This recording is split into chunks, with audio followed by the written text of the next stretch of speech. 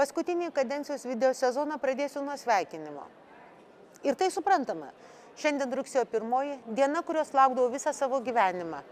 Ir kai buvau mokinukė, ir kai auditorija ar į klasę mokykloje jau kaip mokytoja ir dėstytoja. Didžiausias komplimentas man iki pačios dienos ir matyti kitos dienos, kol mirsiu, yra kreipinys mokytoja. Taip mane ir šiandien šaukia daugybė žmonių, kartais net tie, kurių nemokiau, bet kurių vaikus mokiau. To labai didžiuojuosi ir labiausiai iš visų darbų, kuriuos kada esu dirbusi, didžiuojuosi tuo, kad dirbau mokykloje ir mokiau vaikus mąstyti. Pabrėžiu, būdama ekonomikos mokytoja, pirmiausia mokiau ne ekonomikos, o mokiau mąstyti ir vertinti visokias nesąmonės, kurias po gražių ekonomikos vardu pakiša visokio plauko neišmanėliai ar šiaip suinteresuoti dėl to žmonės.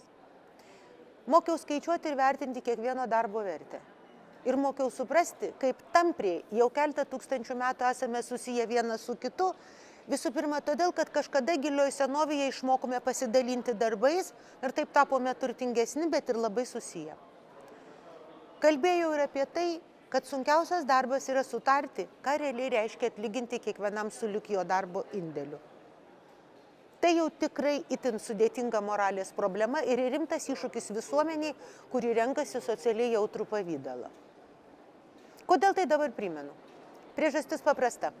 Nors nemalonu turiu pasakyti, kad man labai gėda dėl dalies, tikiuosi labai menkos dalies, bet dalies mokytojų, kurie šaukia absoliučiai beprasmę kovą. Kalbu apie būsimo streiko organizatorius ir dalyvius. Streikas, vertinant bendrai, yra normali, o neretai tiesiog puikiai darbo konfliktų sprendimo priemonė. Tiesa, pozityvių rezultatų galima sulaukti tik tokiu atveju, kai abipus derybų stalo sėdi tie, kurie tikrai žino, ko noriu ir suvokia savo pageidavimo ribas. Atsigulus makaluot rankomis ir šaukti, aš tiesiog noriu ir duokit man, neveiksminga. Vis dėlto naujojo rugsėjo to streiko, kuris šaukia man iš tiesų ir piktą ir gėdą. Prieš kelias dienas skambinau Lietuvos švietimo darbuotojų profesinės sąjungos pirmininkui Andriui Navickui. Kalbėjome. Su profsąjungiečiu kalbėjau apie streiko prasmę ir logiką, apie tai, kad norėdami gauti rezultatą, o ne tiesiog pariekauti ir beprasmiškai pagazdinti, mokytojai privalo savo strėles kreipti ten, kur ir gimsta jų bėdos. Atrodė, kad jis tai supranta. Kaip rodo faktai, dar kartą gyvenime buvau naivi. Dažnai naivi. Mokytojų, kaip ir daugybės kitų Lietuvos viešojo sektoriaus žmonių algos yra neadekvačios jų darbo prasmei ir sudėtingumai. Ne todėl, kad koks nors ministras ar ministrė nenori mokytojams atsilyginti sulig su jų darbu. O todėl, kad esama Lietuvos socialinio modelio struktūra ir pirmiausia jos mokesčių sistema nepalieka jokios galimybės rimtiems pokyčiams. Kai Navickas dėsto nesuprantantis, kodėl premjerė streiką planuojančių pedagogų reikalavimus vadina nerealistiniais, gėda ne už premjerę, kuri tiesiog konstatuoja faktą, o už profsąjungos veikėją, kuris turbūt mokykloje mokėsi blogai ir nemokėjo matematikos. Mokytojų atlyginimus galima pakelti tik tokia suma, kuri realiai bus biudžete. Pažadėti galima ką tik nori, bet jeigu nors porą metų mokėsi matematikos, o kartu tai yra ir logikos mokymasis, tai supranti, kad niekas iš niekur neatsiranda. Šito mokykla turėtų išmokyti dar pradiniam etape.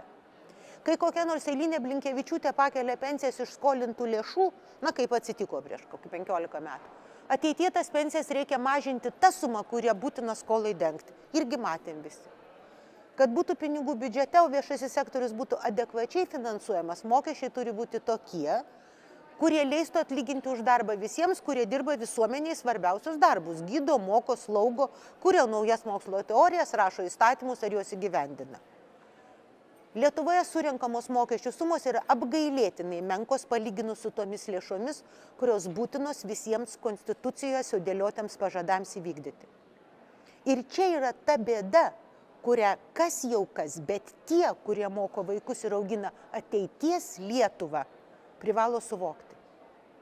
Taigi, pirma, gali kas tik nori streikuoti ir kaip tik nori streikuoti, atlyginimai realia verte nekils, jeigu išliks dabartinis mokestinis gyvulių ūkis, kur riebiausios kiaulės ganosi ūkininkų laukose.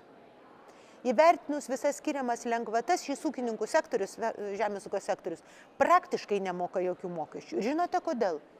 Todėl, kad jis priešingai nei mokytojai už savo interesus kovoja ten, kur ir reikia kovoti. Esu tikra, kad tada, kai eilinis Navickas, kuris sakosi atstovaujantis mokytojams, puola švietimo ministrą ar premjerė, jis tikrai nesitikė algų padidėjimo. Jis galvoja ne apie mokytojus ir jų bėdas, o apie savo ateitį postę profsąjungiečių lyderių. Kai koks nors gerovės prezidentas iš Daukanto rūmų žadėjo padaryti mokytojus prestižinės profesijos atstovais ir sukurti gerovės valstybę, jį mažiausiai jaudino mokytojai ir gerovė. Jį domino galimybė būti prezidentu. Jo žodžiais kalbant, jo paties žodžiais kalbant, konstitucijos personifikacija, nei daugiau, nei mažiau. Galiu tęsti ir tęsti, nes visi šitie veikėjai, jeigu jų tikslas būtų ne jų pačių žmonių, kuriems jie atstovauja interesai, jie savo strėles nukreiptų į politinės partijas ir Seimą. Juolab, kad kaip tik dabar Seime bandoma priimti bent kažkokią labai žiauriai nulaižytą, labai menką, bet vis šiokią tokią mokesčių reformą. Tiesiog gėda, kad mokytojai, kaip ir kiti samdomi darbuotojai, kurių pajamose mokesčiai sudaro didžiausią dalį, tyli arba grasina tiems, kurie bando jiems padėti, kai tuo tarpu ūkininkai bei visokie individualia veikla užsiimantis veikiai turi pakankamai proto eiti į Seimą ir kovoti ten. Jeigu mokytojų profsąjunga tikrai siektų didesnių atlygių mokytojams, ji reikalautų partijų, kad jos didintų mokesčius. Jie pasakytų Mitalams ir Armonaitėms, kad nustotų klėdėti apie ekonomikos skatinimą mokytojų pinigais, ko jie kasdien skelbia. Jie pareikalautų iš konservatorių nustoti pataikauti ekonominėms beraščiams užgrobusiems ekonomikos ministeriją. Jie spaustų socialdemokratus, kad tie reikalautų gerokai rimtesnės ir didesnės biudžeto įplaukas generuojančios mokesčių sistemos. Jie primintų liberalų sąjūdžiai, kad gal jau laikas nuo trinkelių klojėjų ir visų kitokio plauko statybininkų protegavimo, ko ta partija užsiminėjo ilgą laiką, pasisukti link tų, kurie kasdien moko jų vaikus. Reikia spausti visas partijas ir reikalauti savo adekvačios dalies. Ir tai yra vienintelė kova, kuri gali duoti kokį nors rezultatą. Vis dėlto šioje streiko litanijoje man skaudžiausia tai, kad mokyklose vis dar yra mokytojai, kuriems patikime savo vaikų galvas, bet kurie ciniškai nesimoko nei matematikos, nei demokratinės politinės kovos taisyklių. Taigi sunku tikėtis, kad jiems užteks proto, o gal ir sąžinės, tas žinias perduoti mūsų vaikams. Va čia daug didesnė bėda nei atlygiai. Jaučiuosi turinti teisę kalbėti tai, ką dabar sakau, nes visi mano 5 mokykloms parašyti vadovėliai buvo rašomi tik todėl, kad padėtų išmokti mąstyti. Ir jie man neatnešė jokio pelno. Neretai vien jiems parašyti reikalingos lėšos buvo beveik tokios pat, kiek galiausiai gavau honoraro, o paskutinį atveju net didesnį. Dar kartą, ar reikia streiko ir derybų ministerijoje? Manau, kad taip.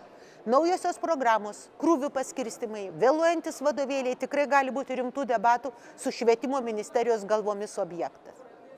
Bet atlyginimų klausimas sveiko proto turintis ir bent elementariai matematiką mokantis žmonės spręstų kitur. Kai jau drįsti dirbti mokytojų, turėtum žinoti, kad pinigai ant medžių neauga.